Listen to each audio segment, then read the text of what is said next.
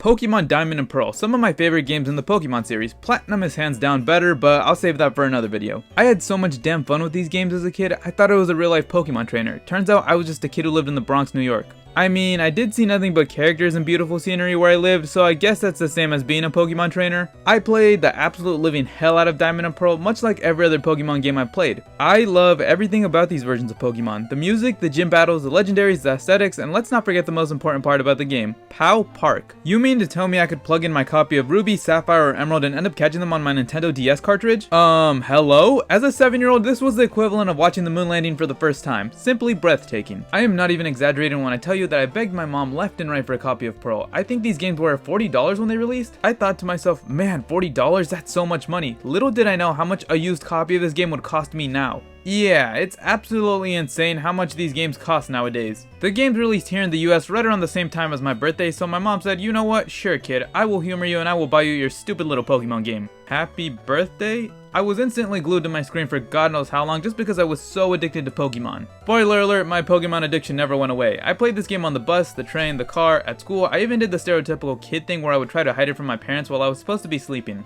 Pokemon was and still is my comfort zone, and if I'm being honest, it's a comfort zone I never want to leave. It's because it always makes me feel safe when life is getting hard. I love Pokemon and I'm not ashamed to admit it. So with all this being said, you can imagine how I felt February 27th, 2021. I was so damn excited with the remakes finally being announced. I had heard all the rumors and seen some leaks. I heard this game was going to look like Pokemon Sword and Shield. I know Sword and Shield had a ton of problems, but even with all those problems, I loved Sword and Shield. Those games deserve way better, and you know what? I'll also save that for another video, but if you ask me, I still think Gen A has one of the cutest art styles I've ever seen in Pokemon. Because I had heard and seen leaks of what the games were going to look like, I was shaking with excitement. I think I went to sleep at 5 AM and the announcement of the game was at 7 AM. I woke up at 6 AM, so I only got an hour of sleep. I know, sounds very healthy of me, huh? Finally, the Pokemon Presents goes live. Here we go, here we go. This is it. They're going to announce my precious Diamond and Pearl remakes, and my inner child is going to be happy again. Just when I think the present is about to end, it happens. The screen goes black, I see a Nintendo DS pop up on the screen with footage of Diamond and Pearl. I felt my heart beating so fast, it felt as if it was going to explode. Yes, that's how excited I was. I instantly felt tears rushing down my eyes because it was bringing me back to my childhood.